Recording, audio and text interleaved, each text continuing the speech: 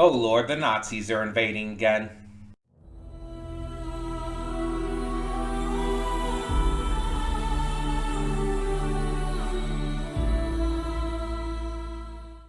Hey everyone, welcome to Prince of the Gay. I'm your host Connie, and today we are here with my blind reaction to Bleach, the Thousand Year Blood War Episode 4. So, yeah, the Waldenreich. Is it Val? I keep getting it wrong. I think it's Vanden. I am going to keep doing that. I promise you that I am going to keep fucking this up. I think it's N. I think it's Vandenreich. Either way, they're invading the Soul Society, okay? They are killing people. It is horrific. It's actually a lot more graphic than I expected. Though Bleach has always kind of been the darkest of the big three in terms of that kind of stuff. Not that Naruto and One Piece can't get dark. They absolutely can. Both of them very much get dark at times. But Bleach has always kind of felt like the darker in tone, especially consistently compared to the other two. But yeah, they're invading. Mayuri is, being an asshole as he does, and we're still fighting the Nazi in Waco Mundo. But it seems like Kisuke might be on his way. He might be able to save them. This is going to be interesting. This is definitely going to be interesting. Right now, it seems like the Quincy that make up the Vandenreich are, terrifyingly strong. Unbelievably so. And I'm not even talking about the higher ups necessarily. It's just insane to think about how strong they're gonna be. Because if the lackeys are this strong, that's insane. Who knows how strong Yuha Baha is gonna end up. But I'm really, really enjoying this so far. It's ending up being an absolute blast. And it's shocking me in all the right ways. I'm really liking the action, the animation, the voice work is great. The voice work is definitely improved upon from the original series with the dub. All the voice actors who have returned have just gotten so much better. They've just really honed in and crafted their voices to make sure that these characters are better performed than ever, and I love that. I love that they've improved so much, and you can definitely hear it. And even the ones who are new or are replacing previous voice actors are still doing just as good a job as well. They still they're making these characters their own and showcasing that they can take on these roles that have been left behind by previous VAs, which is always an absolute joy to see. So just all in all, this is proving to be very good, and I can't wait to see where it goes. But the fact that we're really just getting into this, that we're not building up to it as much as you would think, kind of worries me, if I'm being honest. They're already invading Soul Society, and it's the 4th episode. Where do we go from here? That feels like an endgame thing. Of course, for them, this is the start of their endgame. They've been planning this for a long time. Meanwhile, Uryu's finding out about everything because his father's too much of a dickwad to actually, tell him shit. Of course, I wouldn't be surprised if his father is on Yuhabaha's side, if I'm being honest. Dude's a piece of shit. I also would not be surprised if Uryu ended up going to Yuhabaha's side as a spy, as a mole.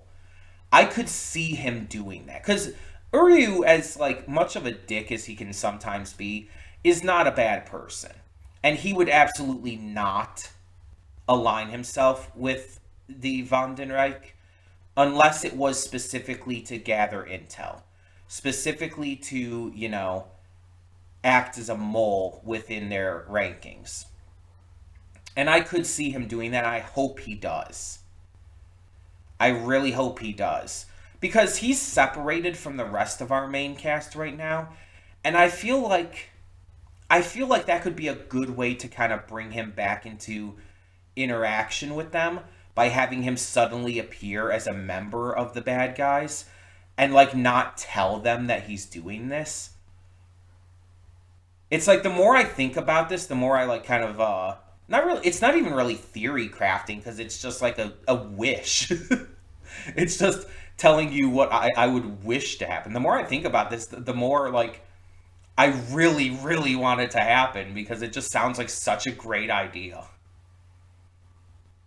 Damn, I think I'm actually impressing myself with this idea. It just sounds like that would work so goddamn well. But there's a lot of characters we still have yet to really see, or like especially like get reintroduced to, and I'm really excited to see them. There's a lot of the Soul Society captains and whatnot we have yet to really get brought back into the mix. A lot of other characters, like we haven't seen the Shibas at all. I think I mentioned that last time, which, I mean, I don't think we necessarily would right away, but I would love to see them again. Kukaku and Ganju Shiba. Like, I would absolutely love to see them again. And we haven't seen Ishin yet. I would like to see him again. See how he's going to continue having a part in things as, Ichigo's father, but also in his other roles to play. A lot of things that I'm very curious about. And I'm really interested to see how this ends up going. Again, especially with this invasion already happening. But we're going to get right into this otherwise. We're going to check this out, see what it has in store, and hope for the best. So let's check out this episode. Cutting in here real quick to remind you of all the awesome content we have on the channel. Between Monday and Friday, we have a plethora of awesome series reactions with 2 on Wednesday. We also have movie reactions every Saturday and Sunday. I do pre-record them during the week, but upload them on the weekend. And don't forget about the gaming stuff on the Princess of Gaming channel. We have Baldur's Gate 3 every single day, Horizon Forbidden West every Monday and Friday. Tuesdays and Thursdays is Life is Strange Double Exposure. Wednesdays and Sundays is Beyond Two Souls. And Saturdays we have Nier Automata. Don't forget to click the link in the description to get to today's video. I do redirect everything just due to copyright reasons. And please, subscribe to the channel and like this video if you want to see more awesome content such as this. But thank you so much, as always, for tuning in. Let's get to today's reaction. And we are back, and we'll begin with spoilers in 3, 2, 1, now. So I looked it up. I looked up the English dub. I looked up some English dub clips of Byakuya in the original series. And it is the same voice actor. You can tell that much, but the performance is slightly different. The way he's speaking, the way he I'm not good at like explaining this, but his voice sounds a little different. And that might just be because, a decade apart, it's been a while since he's voiced Byakuya, so he's doing it maybe a little differently. And again, a decade between has had a lot of time to hone his voice acting abilities and everything, and maybe he's added a slight change to his voice on purpose. It's possible in that way too, but it is slightly different. If you actually compare the voice in this episode to how it was in the original series, there is a difference, and it is noticeable. It's not bad. I'm not complaining about it, but my entire confusion was because it kind of sounds like the guy who I keep saying the guy who voices Father from Fullmetal Brotherhood, but I can never remember his name. Father FMA voice actor Kent Williams. It kind of sounds like Kent Williams, just a bit at least. There's definitely certain inflections there that really just like sound like him to me. Meanwhile, Shinji's voice like really caught me off guard, and I did very much recognize that was a different VA right away. Alex Lee is a good VA, though. I think he'll take on the role wonderfully. I wonder why the original VA didn't come back for him, though. Yeah, we got Wally Winger back for Renji, unfortunately. And speaking of, just to touch on that real quick, because I'm talking about all this stuff anyway. Wally Wingert.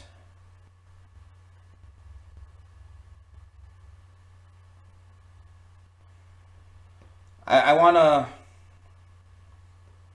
talk about like what this is apparently about. So let me see if I can find it real quick here.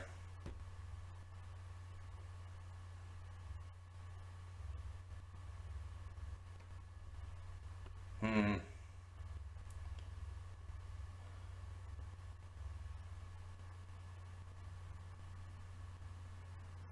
Okay, so what I'm seeing from doing a quick search, apparently there was like racism things that it was centered on.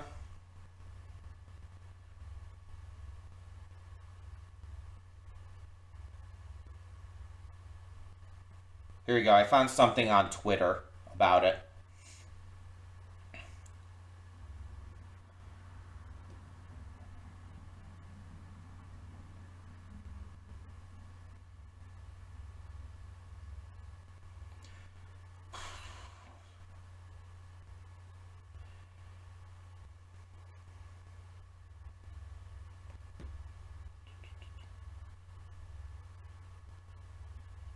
Yeah, apparently Wally Winger had a fit in the studio about about a Latin person being appropriately cast for a role and stuff like that, and has complained like I guess about like according to this the woke generation, uh, and says that they'd rather take his work and give it to lazy minorities and stuff like that. Just typical racist bullshit stuff. Um, which is it really sucks that they would bring him back for this after that, after shit like that. But unfortunately, there's some cases where things aren't resolved as well as they can be, and unfortunately, some shitty people do get to keep their jobs and continue getting roles. It's not gonna always be like Vic Mignogna, where he he got almost entirely blacklisted because of what happened. Or even Chuck Huber, who was, kind of a terrible person himself, and you don't really hear from a lot anymore. But like, he also like has some occasional stuff here and there that's new and all. But it's like sometimes some of the voice actors, unfortunately, don't really get punished for their words or actions, and it sucks. But it's like as long as we acknowledge how terrible they are, we could try to get through shows that might still have them in it. Um, as long as it's not like a huge cast, a huge like amount of them, like all in one cast and everything. So if it's just one person, I think we can live with it. But I'm gonna still speak out about it because it's important to speak out about and to make clear that his views are not okay. Um, that being said, let's actually talk about the episode. I feel like that might be a good idea. So this basically just continues off of the last one with the Soul Society being attacked, and we get to see the captains enter battle. And, like, what was it, 4 or 5 of them get their Bankai stolen, which includes Byakuya and Toshiro, which is pretty bad. Yeah. We got to see, like, the beginnings of Senbon Sakura, but unfortunately it was stolen, you know? Because the Quincy, the Vandenreich, were prepared, because this is kind of one of their biggest goals right now. And Ichigo continues to fight this one dude during this entire time. And because of, like, catching him off guard, this allows Kisuke to land what he thinks is a fatal blow at first. Unfortunately, that proves to not necessarily be true. Because dude gets back up, stops Ichigo while he's in the portal to the Soul Society, traps him in a cage of reishi, and seals both sides of the portal. So Ichigo's just stuck inside of that, like, pocket space. While at the same time, Chad now has multiple holes in him, which, mind you, I think Orihime can probably heal. But still, fuck? Kisuke's been hit. It's like, shit, man. Jesus fuck. Things are not looking great, honestly. We find out, like, about, like, the different kinds of abilities that the Vandenreich appear to have. And unfortunately, it looks like even Kisuke forgot to think about one of them, which I guess is the one that allowed him to come back here. Or at least survive for the time being. It's pretty crazy. It's pretty insane. But the fights against the Vandenreich members inside of the Soul Society are also pretty interesting, because we get to see a few different members of the Vandenreich, and just like the Soul Reapers, their powers seem to vary. There's the one guy with, like, the almost BDSM mask who gives that shit-eating grin, which you could just see, even though you don't see half of his face. You could tell he's giving a shit-eating grin. He seems to have ice-like powers, sort of like Toshiro, but different. Because it seems like people who supposedly died are still suffering in pain and torture afterwards and still somehow screaming. And it's like, that's fucking creepy. And then you have this Bambietta girl who's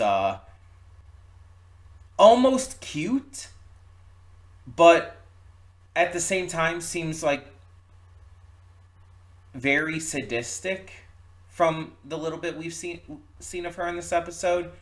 And it's like, mind you, sadistic characters can be cute too. But it's like, I don't know, I think we need to see more of her first before I can make any kind of judgment.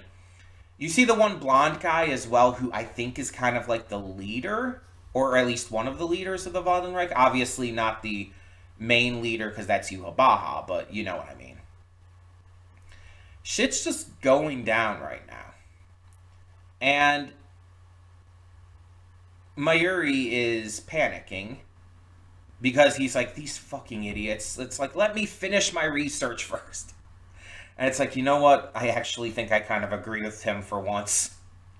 It's like, you're a psychotic, horrifically unethical, mad scientist. But you've actually got a point in this scenario.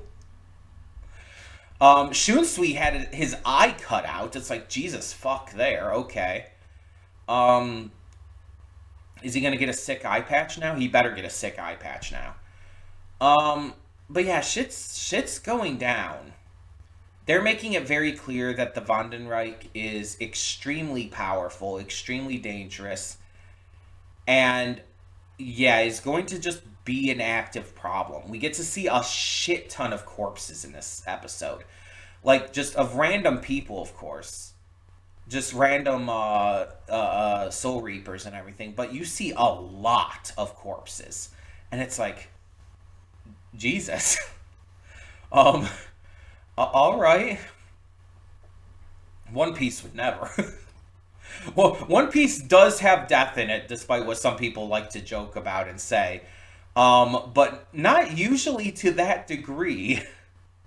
Usually it's just one or two like notable characters here and there at a time. Not usually just crowds of people being cut in half and everything. You see a dude, even though you don't like see like the flesh ripping apart, you see it in shadow, but you see a dude get bisected horizontally, or not horizontal, yeah, no, vertically. I get those confused sometimes, and it's like, no, horizontally is sideways, vertically is up and down. You get him, see him get bisected vertically, and it's just like, fuck. Again, it doesn't like show it. Um, this isn't like Blood Sea or something, but still, it's just still gruesome. The art and animation was great as usual. The music was great. This episode was absolutely like intended to show more than ever, like even more than the first three episodes did, just how dangerous the Vandenreich is. It's to show like just how much of an actual threat they are, like because even Kisuke, who is exceptionally strong, he lands what should be a fatal blow on one, and dude gets right back up and just, causes shit. It's like, well, fuck. How do we kill these people? Like, I don't even think that dude's supposed to necessarily be one of the big ones. Like, this is like the first real one that we fought prior to all these others coming in at the Soul Society, and it's like he's just kind of like the almost the goon, because his only job is to like hold back Ichigo, to stop Ichigo from reaching the Soul Society and putting a stop to things. Like he's on a total goon mission, and I don't think he's like based on that, and based on the fact that he is again the very first Vandenreich member that we really tussle with. He's got to be one of the weaker ones, I would imagine. So the fact that he's this much of a problem is pretty insane, honestly. Um, this is really setting things up right, and considering that we've already gotten to see Yuhabaha, it really like makes us believe that because we know he's the leader of them, that if his minions, especially lower grade minions like that, are that strong, are that much of a threat, that makes him intensely scary. Like it really builds him up extremely well.